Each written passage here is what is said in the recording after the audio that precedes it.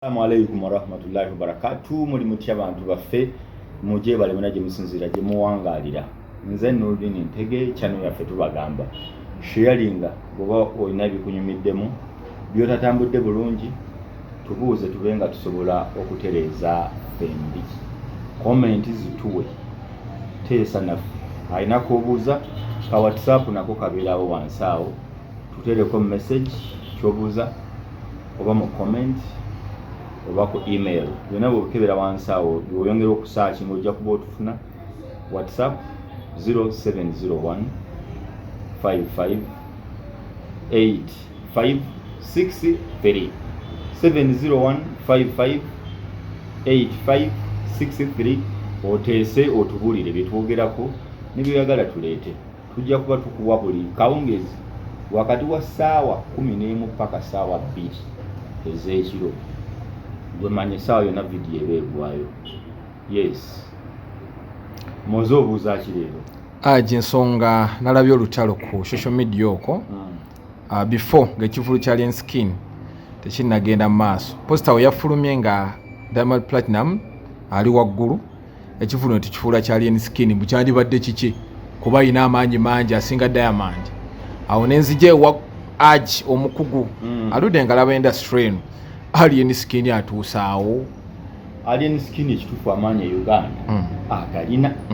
era oli akugamba nti ffe gwe twandyagadde okulaba ayinza okuba omutuufu ye bw'abiraba naye ekintu kiriwo ekiti ne bwoba oli muwala mulungi nnyo ne bakuyita ku kwanjula kw'omuntu togamba nti lwaki temwantadde ku kaadi kyoba ogamba nti ono muwala mulungi nnyo mugagga nnyo n'olw'ensonga eyo ate nkusinga obulungi lwaki invitation card bataddeko gwe wekka kyebaagala otugamba issue erindi Alien Skin muyimbi mulungi so in him being a good artist question eri nti lwaki alowooza nti ne ku mbaga etaliiye gwe baba balina okuteeka ku ki si yalowooza abawagizi be anti oluusi abawagizi boogera oyo omuntu byakola ki naye byalowooza however manyi si birowoozo bye bantu bebaagala kati ekyo nkibuuza bo ye olw'okuba mwavu bw'aba alina baganda be nga bebagagga be batuuka okukola embaga ku kaadi bategeko beewaabwe ye bamuggyeko olw'okuba mwavu kati na kino bwe kiri ekyo nno nkibuuza nga kiri polite tubabuuze nti Alien Skin ne Diamond Platnumz beekebere mu machines mu engine search mu oba social media oba Facebook oba kiki ateekemu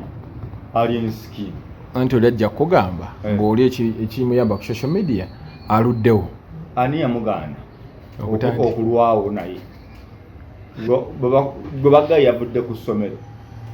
nti bamutikkidde eggulo n'atandika okuyimba yatandise kati gw'okutandika leero kyekifuuka musango gw'abali kutandika nga bukyali. However saagala tutwale Alien Skin ensonga eri nti bw'aba ogamba yakatandika kati then yakkiriza abaalwawo basooke bakole ki bayiseewo ekyabwe ekyo kimu ekyokubiri concert erangaani okuva etandika baagamba tugenda mu concert yaani Diamond Charity Diamond Platnumz kati Platinum manyi bano bawagizi just kwagala kukyamuukiriza nakuteekawo mbeera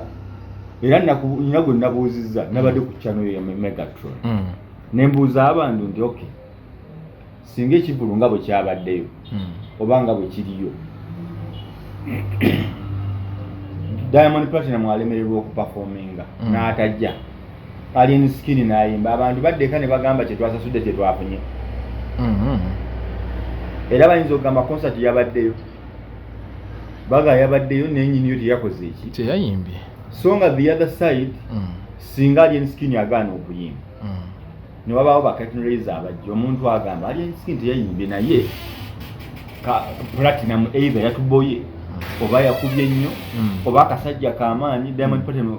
kisinzira baba yakoze batoli tayinza kuddayo ng'agamba batuddize ssente zaffe baatubbye so nga Alien Skin bw'ayimba essaawa eno oli Diamond Platnumz n'atayimba omuwagizi ajja gamba lwaki mulanga ebintu mutakola ki nemutatuukiriza so bw'oba osobola okuweyinga ebyo bibiri byokka bikumala okulaga ani alina okuba ku posita nga munene ani alina okubaako nga mutono ani alina okuggalawo ani alina okuggalawo bw'okisika n'okikumyawo wano e Uganda ndabye concerts nnyingi nga abayimbi ab'amaanyi bagenda okuwerekerako ku batali b'amaanyi ebiseera ebyo era ebiseera ebisinga oyo omuyimbi w'amaanyi yajja ku ssaawa 3 awo ez'ekiro 2.3 kunnyo omuyimbi owa nnyini konsati n'avaayo gye tuyita lonchi ye eyaddala ogenda olaba nga fireworks akubye amatala gakyuse ekiraga omugole nnyini kintu so si nti naye kati ate olina kamiliyoni ne bebekulu ku konsati yo katonda abanga ategeeza bw'oba olina bebekulu Bobi Wine kamiliyoni lonchi yo gwoyimbe ku 2 bo badde bajje bakuggale so somehow awo bogenzemu ebyattaamala emirundi bino ngalabi oba ebyaki ebyategusuulwa nti toli mwavu mutwe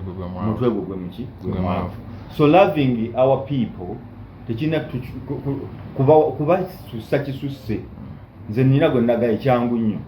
ali nsikini anti w'amaanyi nange nzikiza w'amaanyi bamutegeke Dodoma Tanzania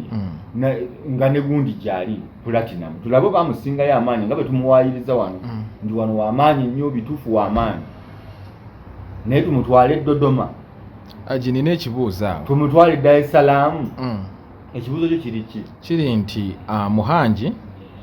akwata n'aleeta abayimbi abo n'abawa for example what yamuwadde yamuwadde naye si gwe gusoose kale yamwokyezaayo lwaki takwata abayimbi baffe wano n'akwata bebe waffe n'akwata kenzo yaffe gundi bagiyita batya comedy store mwe basiiba buli kumpi yabakolanga buli lwakusatu n'abawa ssente zebasobola era wano waliwo events ezibadde zibaawo kenzo teyaliikaawo ekololo yaliwo n'akola ssente nonne silent diamond kubanga Muhanji si mutegesi wa bivulu nnyo biri abo ategeka kiki si promoter nti mungi nnyo ategeka eno n'eri abalala babategeke ate ekirala bwe batusobola waliwo concept lwejjanga omuntu ayagala kiva walala not so yes ngayagalamu ku kintu nga kyawukanamuko nti yadde gundi w'amaanyi nali ndabyeko ka Nigeria awo nkeerabidde kajja kawe gogo nga bebekulu yakata katono chike rema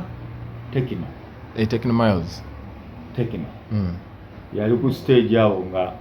abayimbi bayimbye katono lwakajja lwa tapu nnyo sima wali oliriza ku katono ku ndongo ennene naye kuba etali ya TV etali ya simu naye nga ya concert oyo gibuuze gravity omutunju yali agikubyeko mu concert ye mabegeri nga bakyakolagana n'agamba ekiseera kyalinnya stage nga naye ogiwulire eyagala kugwa ekankana eyo kakati tekitegeeza nti olw'okuba oluyimba lw'amaanyi nnyo kati concert ebadde ya gravity ate efuuka eya bebekulu tekitegeeza nti olw'okuba ono ya bebekulwa ya curtain raise kifudde mutono era alien skin nga muddayo eri emabega bw'aba w'amaanyi era asigala w'amaanyi era tojja kuŋŋamba mbu ekivulu kyasaze olw'okuba kyasaze byafa alien skin munafu no ekivulu kiba tekiranga alien skin ekivulu kirangani Diamond Platinum oli muwerekeze curtain raiser ya nga tukigaziyizaamu bintu ki Diamond byakoze ebimuleetera okujja wano oba ebimufuula ow'enjawulo n'okutuuka nti omukulu amuleeta wano Diamond talina byakoze tewali bannayuganda banyumirwa endongo wanceke kya Saida Kaloli yajjako wano nga ffe tukyali baana bato bagu wali tonnazaalibwa nakuzaali Saida Kaloli yajja wano n'akuba endongo abaaliwo abakulu ebiseera ebyo bamukyakala yakubanga nakivuba eyo n'akijuza ne bamutwala embaali tosobola twalayo Diamond tosobola kati Saida bamutwalayo Mr. Nice bonna bava mu Tanzania abo bonna ba Tanzania fe wabwe twali tututeyane ani njakuwa kamilioni yali abakubye kata abamenyemu embirizi omu yekka nabo bandi kumenyera abo na Mr. Nice yakuba nakivuba eyo najanamiriza neyogera ebigambo nti onkubye abakongo babadde bajjawo wano Awiro Longoma bawiro nekati bachajja kofi yakubako emyaka nga 6 bamusanga cricket over nga bamuyingirira 3 bitwala 3 teyaliko nga webiri 3 yali ya concert yali ya ba Rotary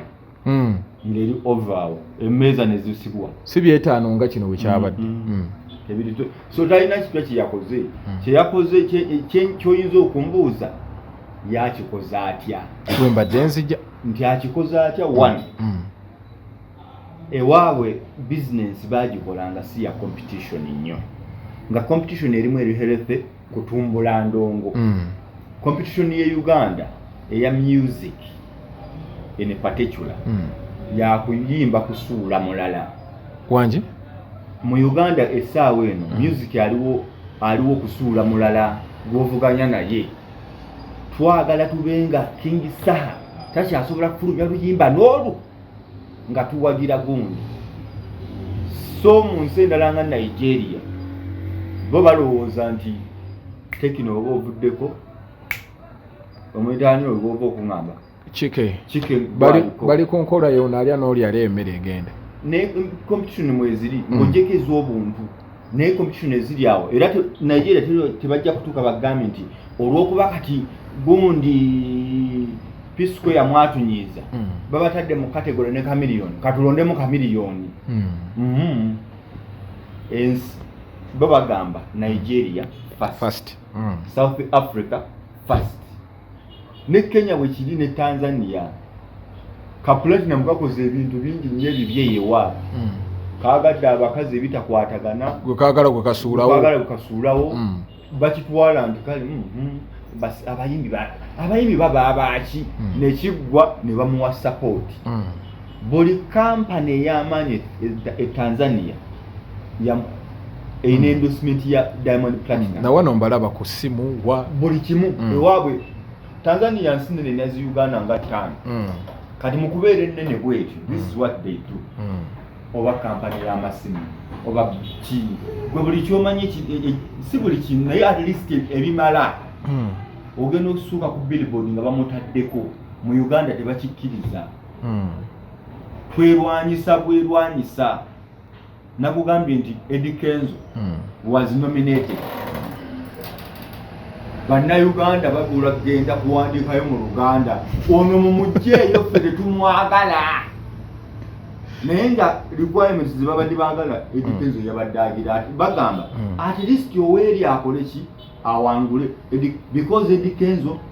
yafunye obutakkaanya nabo oba yafunye obutakkaanya ye ne gwalowooza nti gwawagira kati bwe kiba nga batuuse awo nga Eddie Kenzo gwe banominatinze awo tubifiirwe so Eddie Kenzo bw'anaabayo n'agamba naye kati mulwaki omulaba Eddie Kenzo muntu mubi. So those countries like Tanzania, Kenya, Zambia, but we're going to that is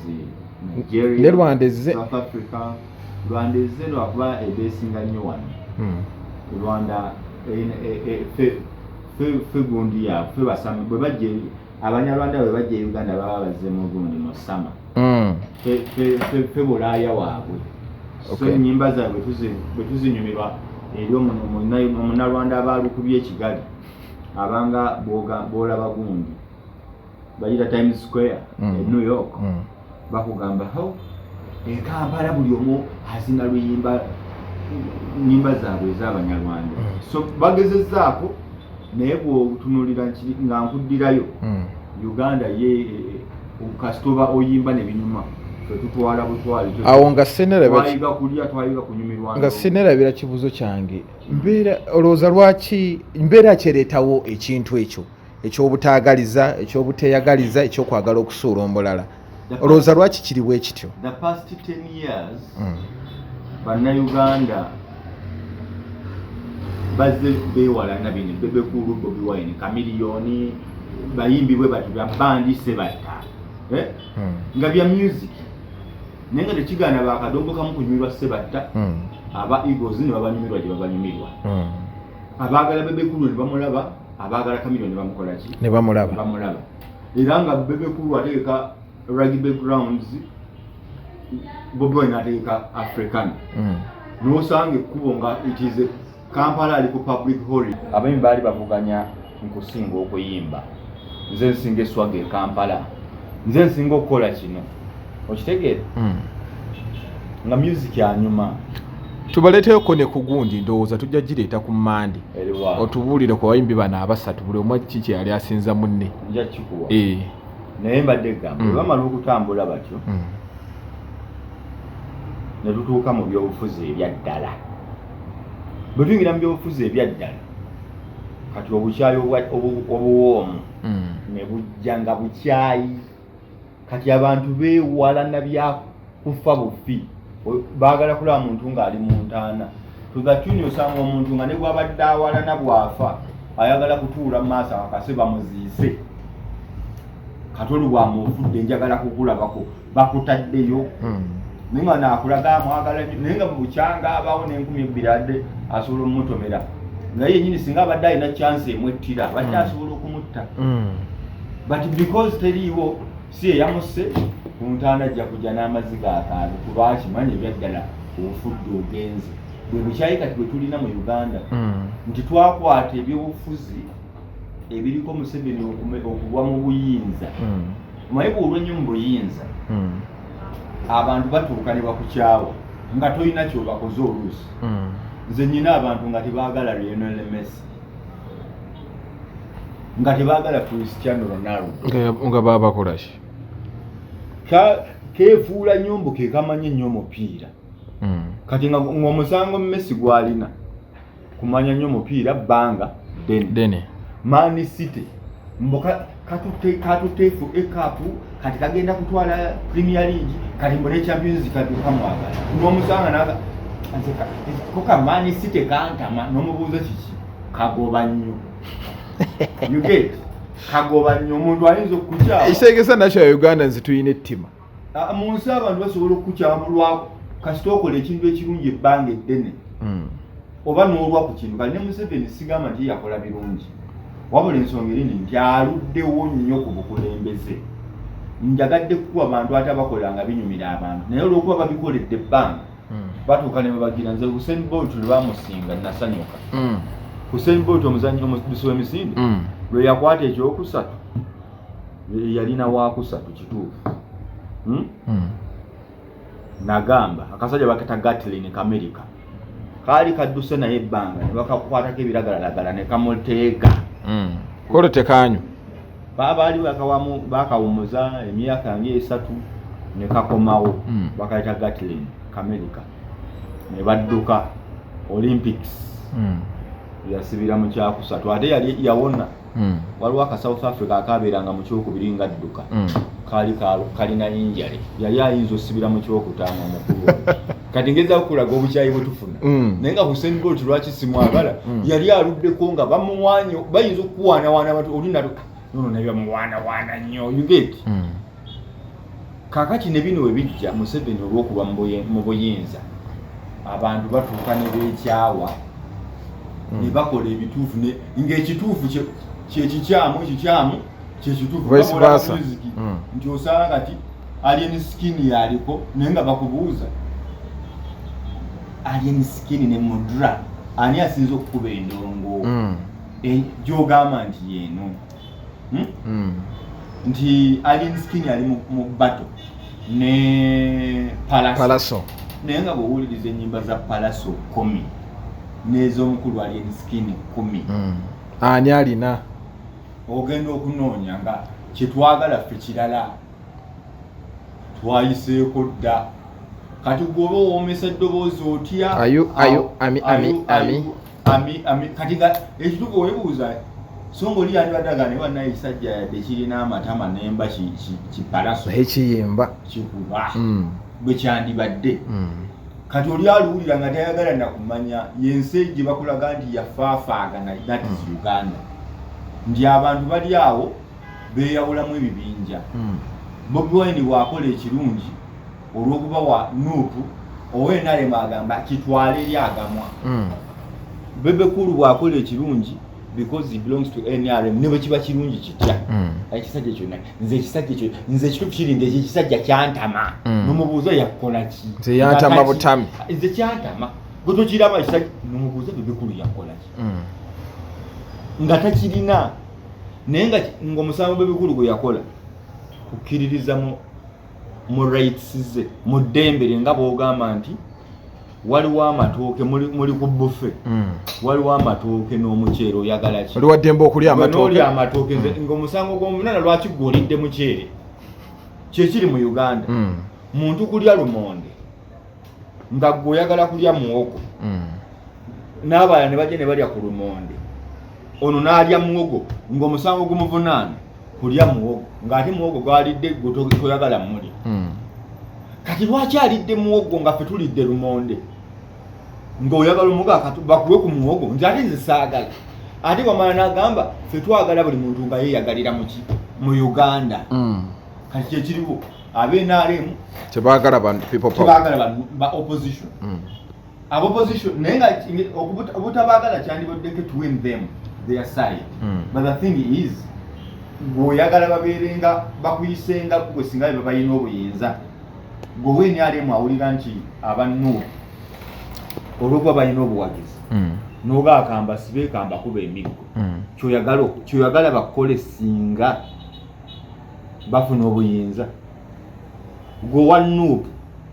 singa obuyinza obukwatako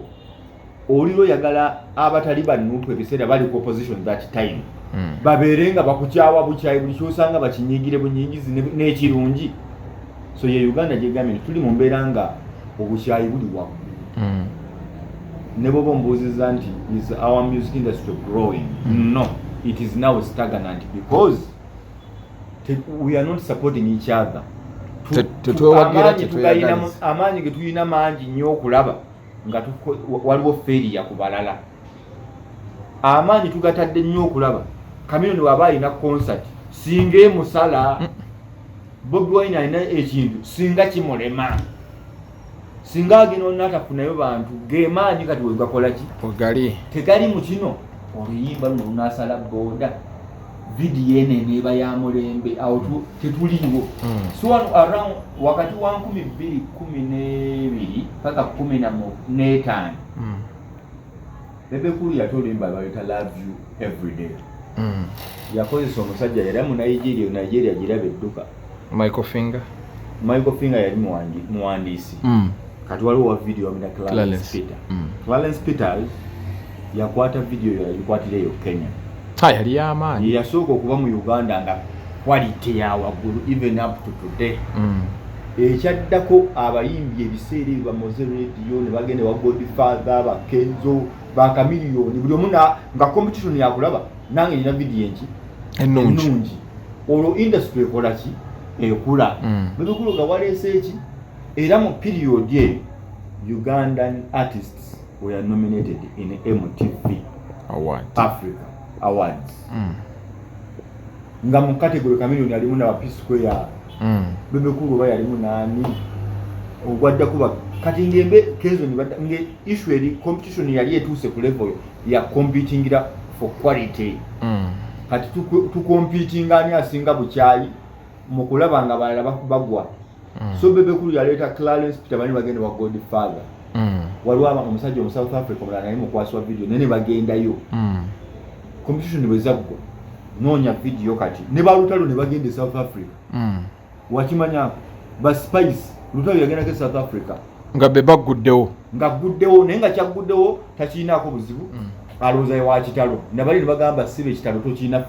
naffe tukisobola but that is competition nga Bebe Kulu tayinza kudde n'ogamba lwaki mwagenzeeyo kye bayita good competition ng'asobola kugamba mugambi mulinde gye ndeeta ne Kamiliyoni n'amugamba nja kuleeta endala Aji mudakika satu ya music ekuza industry. That's what is happening in Nigeria. Wano tu competing kakasa ojagwa toina oyimba kyebali ku alien skin ono alwana kati alien skin abawagira nga tumaliza mu dakika 2 abawagira alien skin bo bagamba bwaba yayimbye kyekyo omulala bwayimba lwaki yayimbye bo alien skin bakirizibwa okwogera ku mulala yo mulala bw'aboogerako ekyo kikyamu omwogerako otya eyo competition ya wano Kampala era tetujja kuvaawo yettima tulina kusigaza ndongo yaffe wano abantu abave bajje wano bwe tuba twagala our industry to grow and to compete with the rest of Africa tusobola kukola ki kugulawo to competing musically ali herefe onsinga okubaraga lute nolwangi balukole ki balute tugende ku stage okube nange nkole ki kube wagambe ina akwata video wakabi mulete nange ndetaliwa owange ekitali ekyo ekikirira tuli stagnant era alien skin agenda tukubira endongo yaffe nga ye Kampala na Uganda tejja sala border to border ngeno na yuki ami ayo assalamu alaikum.